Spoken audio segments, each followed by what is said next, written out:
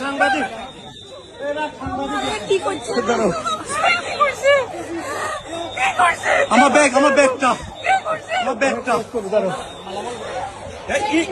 উনি নিষেধ করতেছি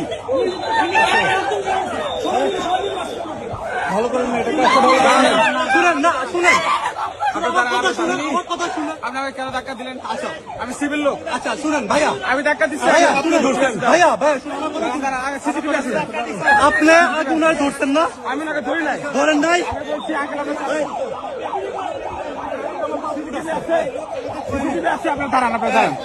আমার ব্যাগটা প্রিয় অনলাইন সহযোদ্ধা ভাই ও বন্ধুরা, আসসালামু আলাইকুম। তো দেখলেন তো একটা প্রবাসীকে এয়ারপোর্টে তার পরিবারের সামনে কিভাবে এয়ারপোর্টের নিরাপত্তা কর্মীরা 5-6 জন ধরে ওই ভাইটাকে কি পরিমাণ মার দিছে এবং তার লাগেজও কেড়ে নিছে। কত বড় সাহস এদের! তো সবাই আসলে প্রবাসীদের নিয়ে বড় বড় কথা বলে, কিন্তু আসলে প্রবাসীদের পাশে দাঁড়ানোর মতো বা প্রবাসীদের উপকারে আসে এরকম আসলে কোনো সরকারই নেই।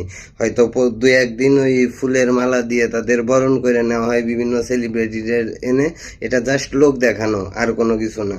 তো আমি আমার ব্যক্তিগতভাবে আমি প্রশাসনের যদি কোনো বাংলাদেশে কোনো ঘুষখোর ছাড়া যদি কোনো ভালো প্রশাসনের কোনো ঊর্ধ্বতন কর্মকর্তা থেকে থাকে তার দৃষ্টি আকর্ষণ করতেছি।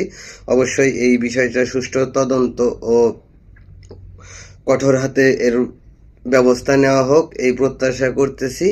আর ভিডিওটা সর্বোচ্চ শেয়ার করবেন যেন প্রত্যেকটা প্রবাসী এই ভিডিওটা দেখতে পারে। তো সবাই ভালো থাকবেন, সুস্থ থাকবেন। সাংবাদিক কি করছে? আমার ব্যাগটা উনি নিষেধ করতেছি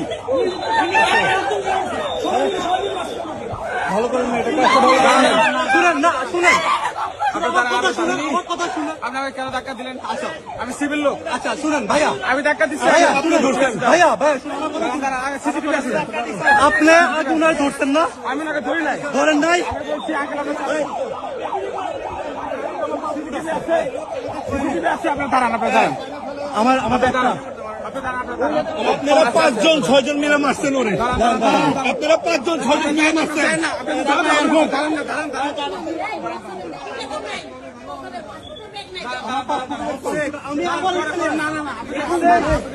পল্লবের পাসপোর্ট কই নাই তোদের? এই পল্লবের পাসপোর্টের ব্যাগ কই? আমি একটা ছোট বই পাইছি, এটা পুকুরাতে দিয়েছি। না ওই সাইড